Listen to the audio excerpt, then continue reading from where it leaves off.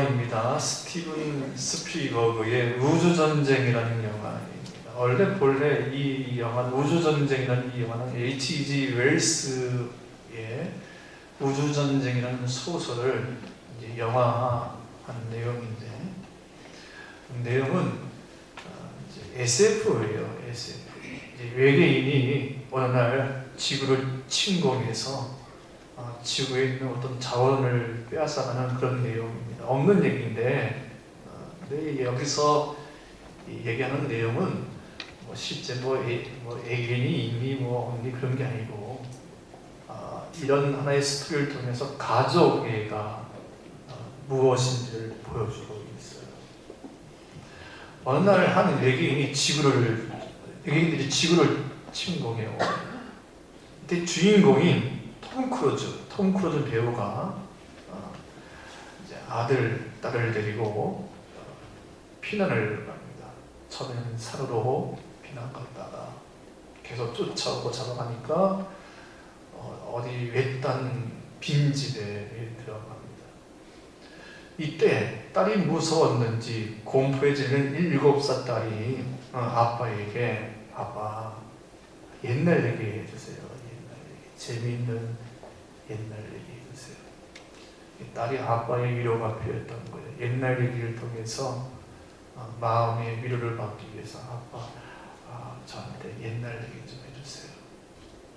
엄마가 있었으면 엄마가 이야기해 줄 텐데 엄마는 없고 아빠가 아들, 딸 있는데 뭔가 옛날 얘기를 해주려고 하니까 아는 내용이 없는 겁니다. 아빠가 딸 아이에게 위로를 주기 위해서 뭔가 옛날 얘기를 해주려고 하니까 막혀버렸어요. 생각이 안 나요. 전혀 생각이 안 나요. 그러다가 문득 이 톰 크루즈, 이 아빠가 딸 아이에게 한 번도 지난 날에 아들, 딸에게 다정하게 또 다소곳하게 자상스럽게 이 옛날 얘기를 해준 적이 없었던 겁니다. 지금 딸 아이가 5살이고 이제 아들이 한 10살이라는 사정 되는데 그동안에 한 번쯤은 자상하게 다정하게 잠잘 때나 아침에 일어날 때나 뭔 옛날 얘기를 해준 적이 없는 겁니다.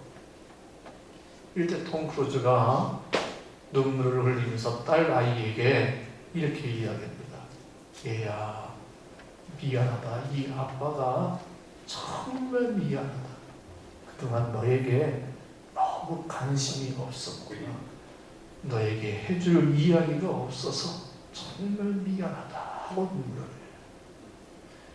여러분, 그동안 이 아버지가 아들, 딸을 위해서 노력 안 한 게 아닙니다. 아주 열심히 노력을 했습니다. 밤낮을 쉬지 않고 나가서 일을 했습니다. 돈을 벌었습니다. 돈 벌어서 아이들 학교 보내주고 학원 보내주고 장난감도 사주고 필요한 모든 것 다 사주었습니다. 전혀 일 안 한 게 아닙니다. 아이들을 위해서, 가족을 위해서 열심히 일을 했습니다. 그런데 정말 중요한 것은 부모와 자식 간의 온전한 대화, 아이들과의 다정한 대화가 없었던 거예요. 정서적으로 그들의 영혼과 서로 교류할 수 있는 그런 따뜻한 말 한마디, 대화, 그런 영적인 소통, 영혼의 소통이 한 번도 없었던 거예요. 그래서 그 딸 아이에게 해줄 말이 없었다.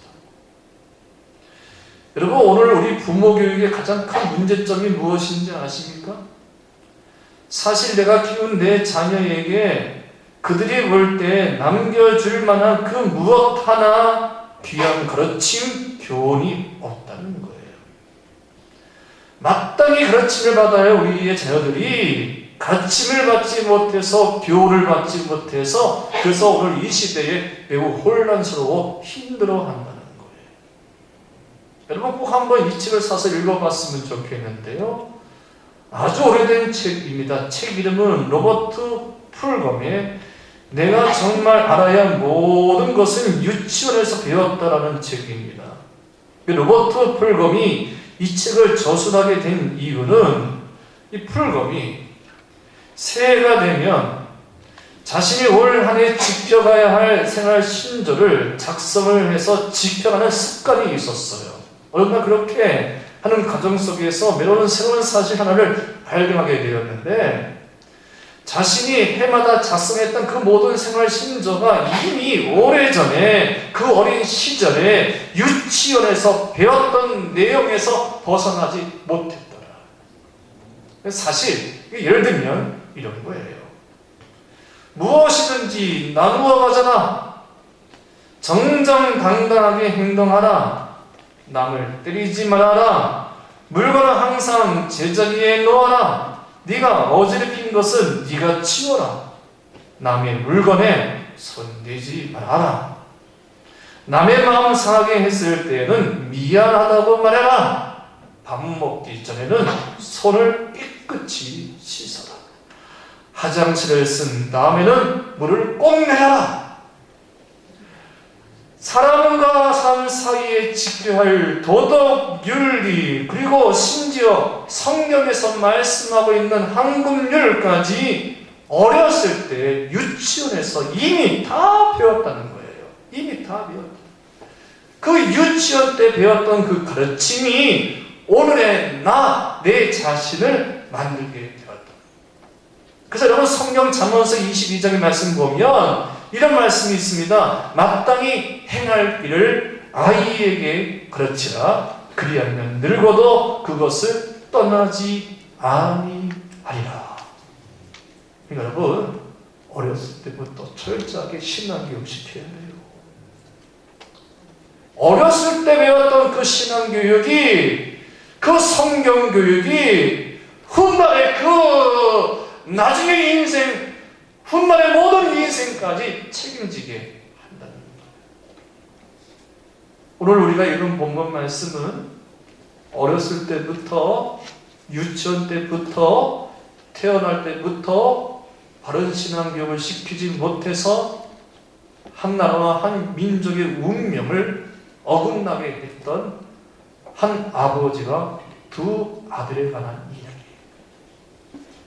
이 사건은 참으로 사사시대에 일어나지 말아야 할 매우 한 가문과 한 가정에 충격을 준 사건입니다. 오늘 본문의 내용은 이렇습니다.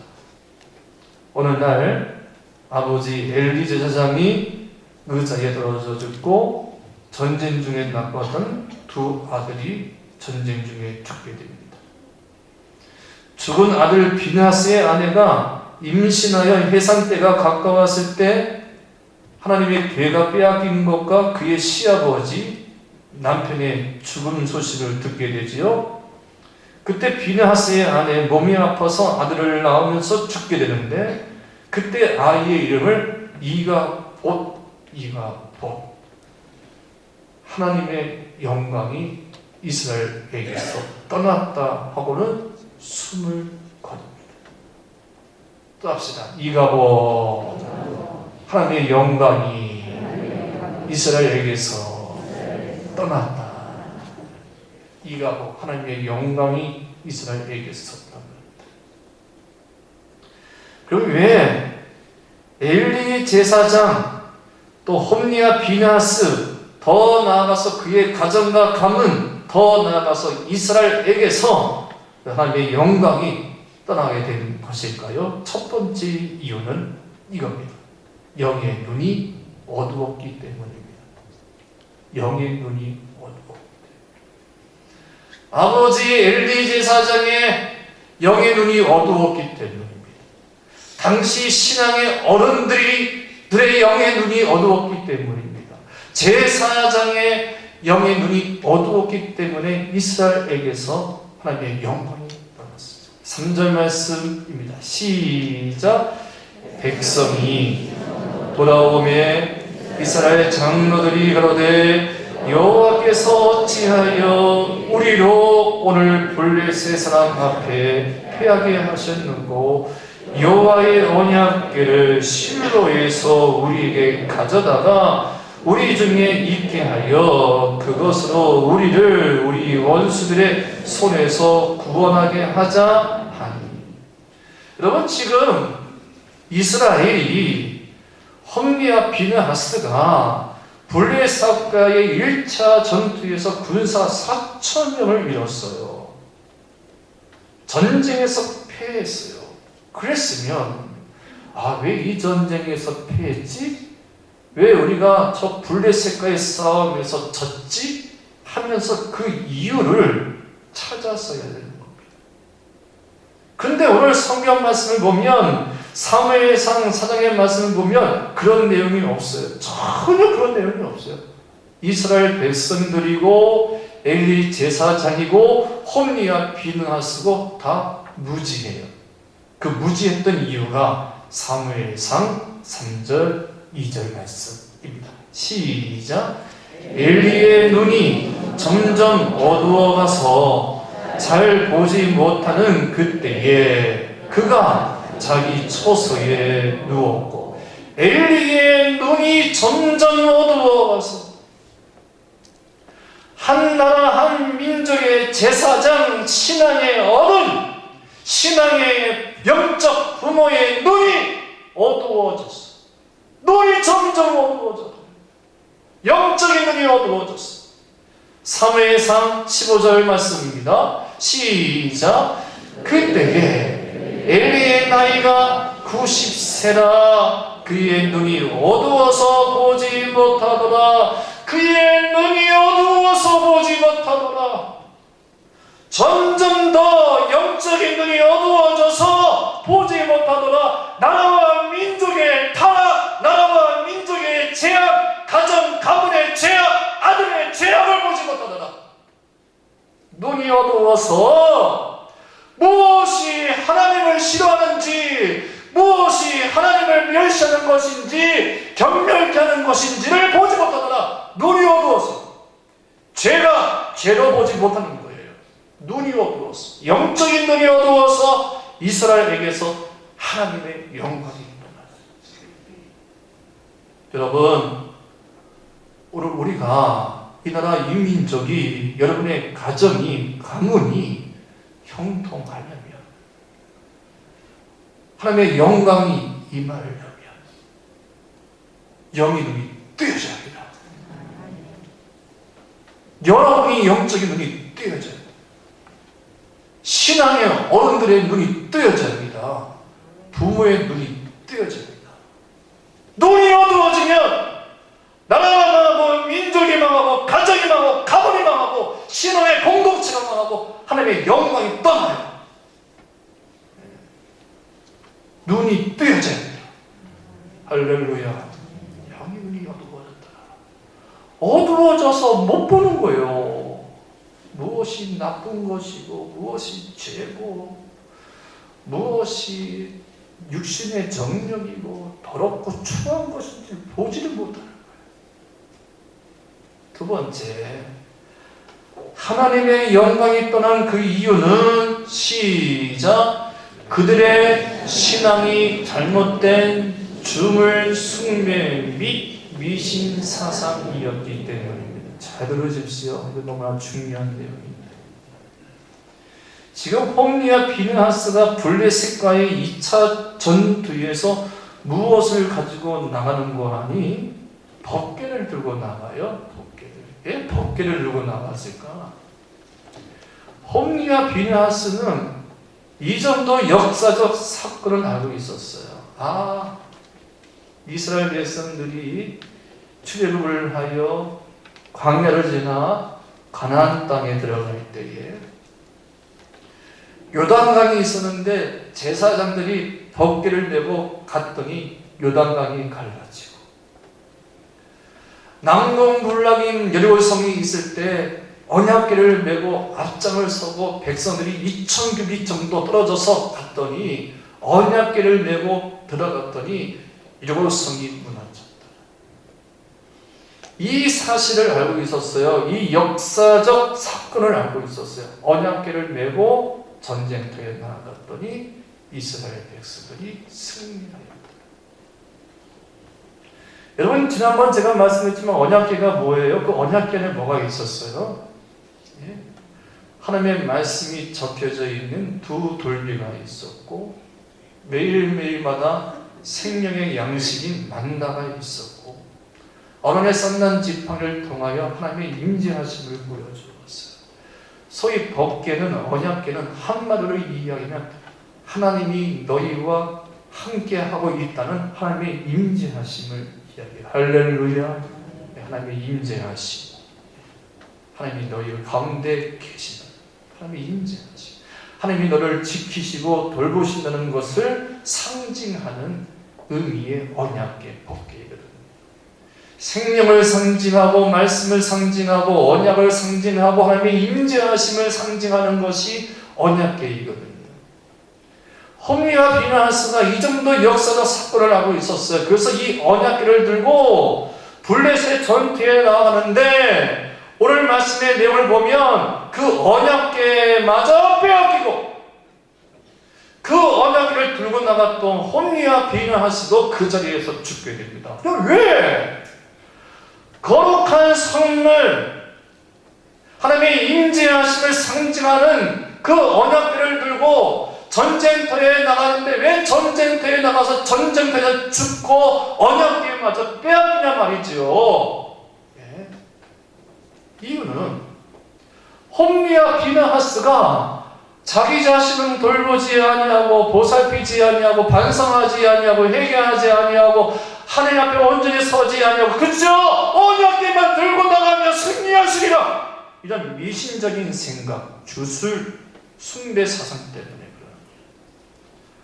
입으로는 하나님을 외치고 여호와를 외치고 말씀을 외치고, 그런데 그 신앙은 온전한 하나님을 믿는 경외의 신앙이 아니라 무슨 신앙? 미신이요, 미신.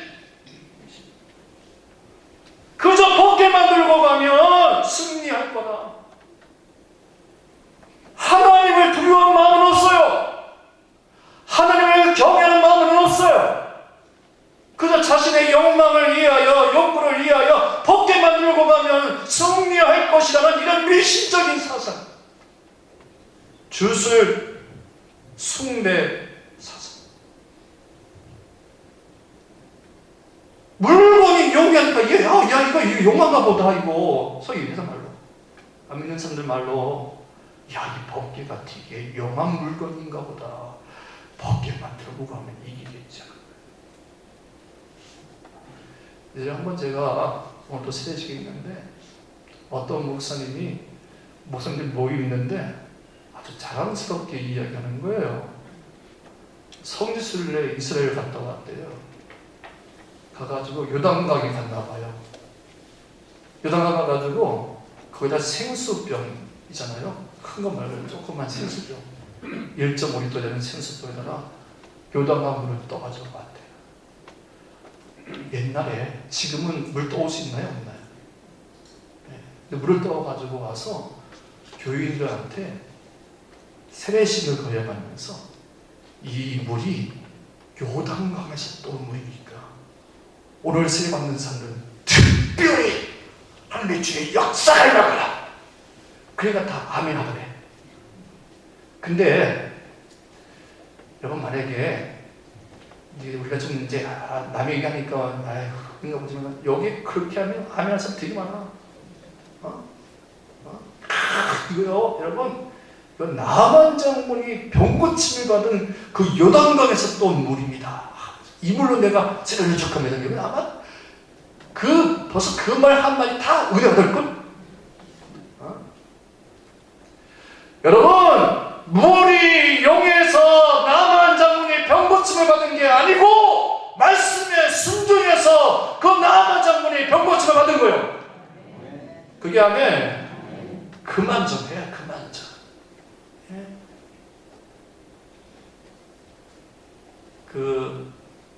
가끔 가다가 아주 옛날에 어떤 권사님인데, 목사님, 제가 머리가 아파가지고 두통이 너무 심할 때, 그래서 잠을 자지 못하면 이 약도 먹고 저 약도 먹고 잘 나지 않다가 성경책만 배우고 자면 두통이 사라진다.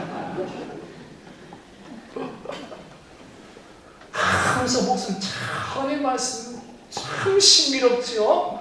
어떻게 이 약도 먹고 저 약도 안 먹고 탕콜레도 먹고 개구리 먹어도 낫지 않는데 성경책만 배고자면 하나님이 고쳐주신다.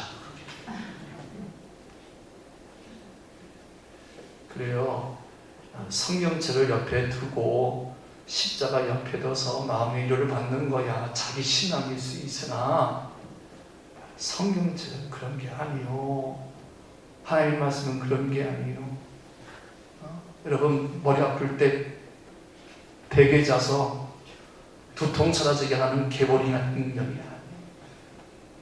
하나님의 말씀이 우리에게 주어진 것은 이 성경책을 읽으면서 우리 모두 마음의 변화를 받아 하나님의 사람, 하나님의 기뻐하는 사람 되게 하라고 오늘 우리에게 말씀을 주신 거예요. 아멘. 주물 숭배 이런 미신 사상을 가지고 있었기에 홈리와 비느하스가 언약궤만 가지고 가면 승리할 것이다. 이게 잘못된 신앙교육이요. 잘못된 신앙. 엘리의 잘못된 신앙교육. 여러분, 우리 자녀들에게 제대로 신앙교육 시키세요. 말씀이 무엇인지, 성전이 무엇인지, 하나님을 경외하는 것이 무엇인지 바른 신앙교육을 시키세요. 엘리가 홈리와 비느하스에게 잘못된 신앙교육을 시켰어요. 자기 회개는 높고 예배는 높고 거룩은 높고 경건한 삶은 높고 그저 벗게만 들고 가면 승리할 것이라는 이 주물 숭배 사상, 미신 사상. 그래서 그들에게 하나님의 영광이 떠나는 것. 세 번째, 이스라엘에게서 하나님의 영광이 떠난 이유. 시작. 하나님을 이용하여 자신의 목적 및 욕망을 누려 했기 때문입니다. 3절 말씀입니다. 시작.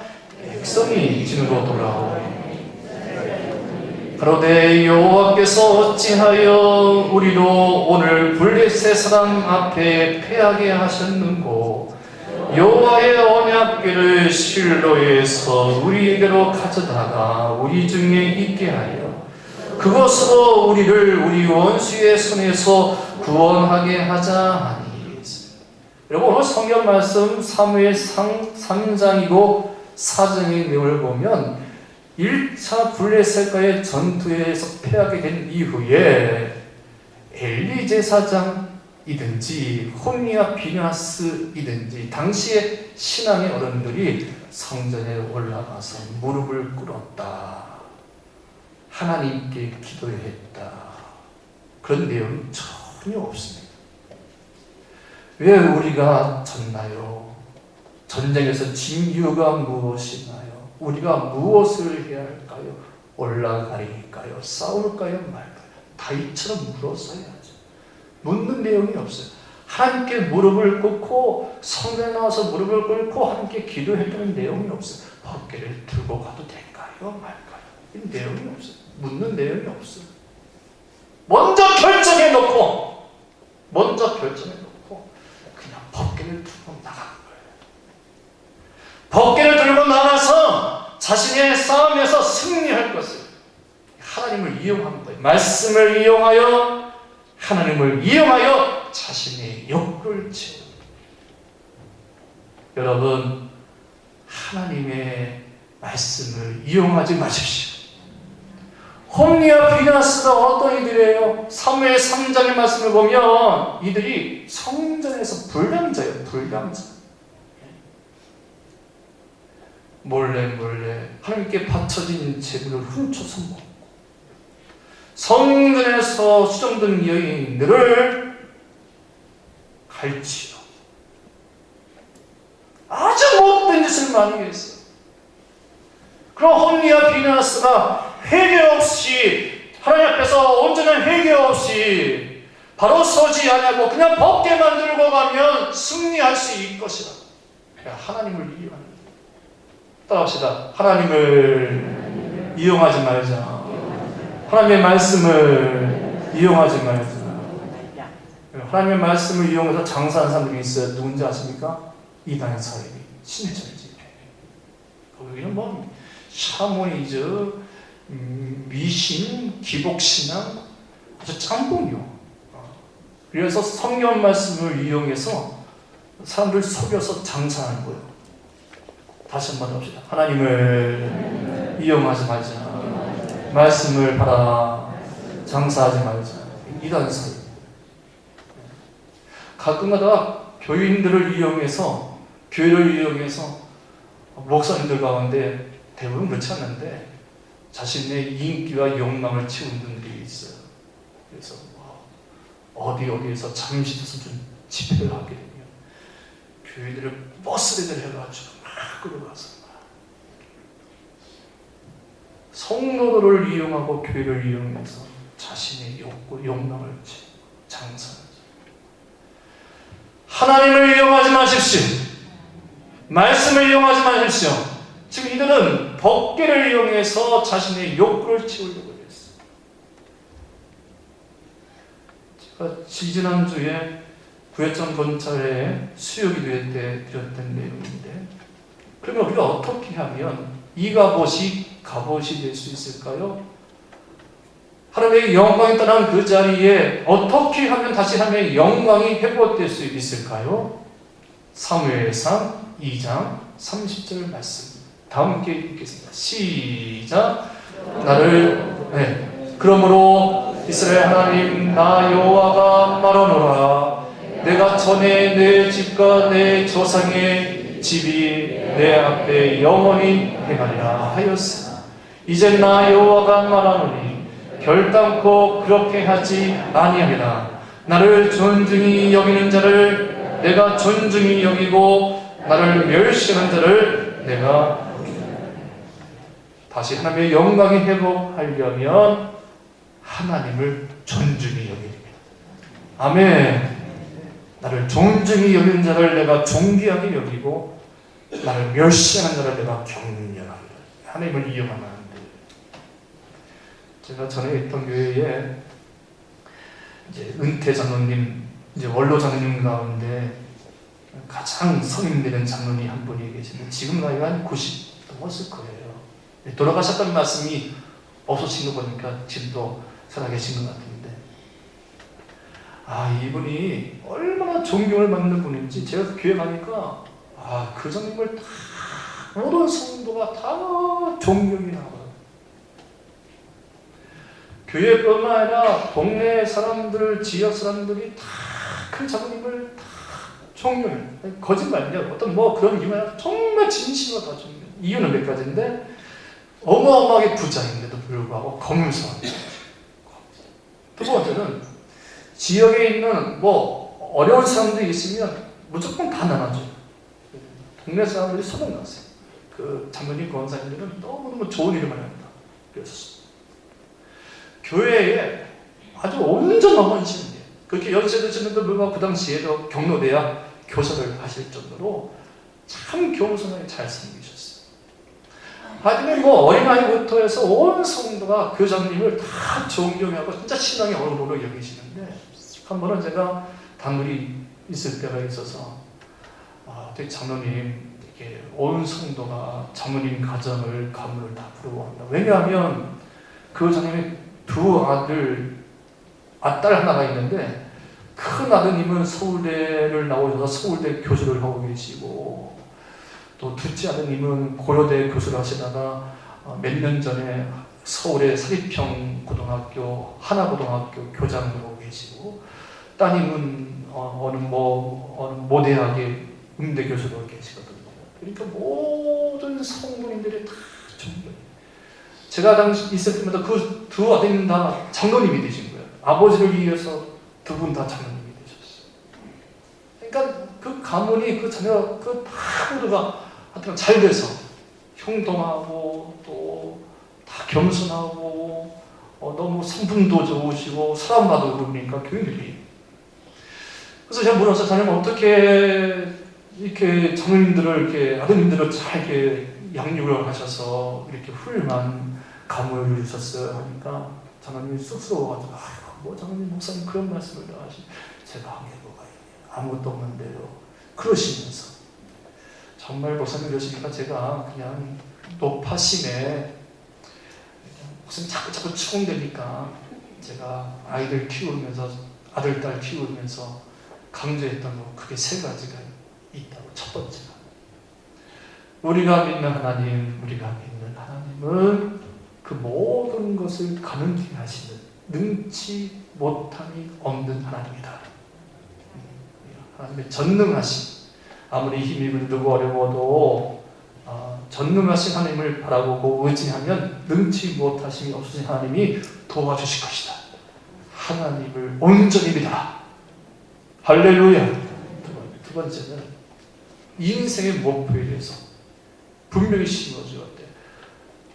학교 갈 때나 공부할 때 왜 공부를 해야 되는지, 왜 돈을 벌어야 하는지, 왜 출세를 해야 하는지 그 이유에 대해서 사람을 살리고 생명을 살리고 하나님의 성전을 받들고 높이기 위해서 할렐루야 하나님의 나라를 위해서 목적을 지금 분명히 아무리 너희에게 지식이 있어도 그 목적 지식이 중요한 것이 아니라 목표의식이 중요하다. 무엇을 위해 공부하느냐. 세 번째가 너무나 중요해요. 하나님께서 너희에게 지식을 주시고 재주를 주시고 재능을 주고 머리를 주었는데 하나님께서 너희들에게 주신 그 은사와 재능을 하나님을 위하여 온전히 사용하지 아니하면 하나님이 그 모든 재능과 지혜, 재주, 그 모든 축복 거두어갈 거다. 하나님께 온전히 충성하라. 충성하라. 받았다고 되었다고 저런치 하지 말고 그 받은 거 있으면 하나님의 나라를 위하여 충성하라. 그러면서 또 한마디 했대요. 하나님을 이용하지 말고 이용당해라. 땁시다. 하나님을 이용하지 말고 이용당해라. 너희의 출세를 위하여, 너희의 인기를 위하여 하나님을 이용하지 말고 너희들이 하나님 앞에 이용당하라 하면서 강조해. 누누이 밥상머리 앞에서 얘기했다. 그래서 그 두 분 장로님, 그 권사님이 교회에 아주 훌륭한, 너무너무 좋으셔요. 너무너무 좋으셔요. 그런 인프가 하는 사람들이 없어요. 여러분, 오늘 우리 가운데 하나님의 영광이 나타나려면 여러분, 하나님의 영광이라는 것은 하나님의 축복을 이야기하는 것이고 하나님의 형통함을 이야기하는 것인데, 하나님의 영광이 우리 가운데 나타나려면 철저한 신앙교육을 시키십시오.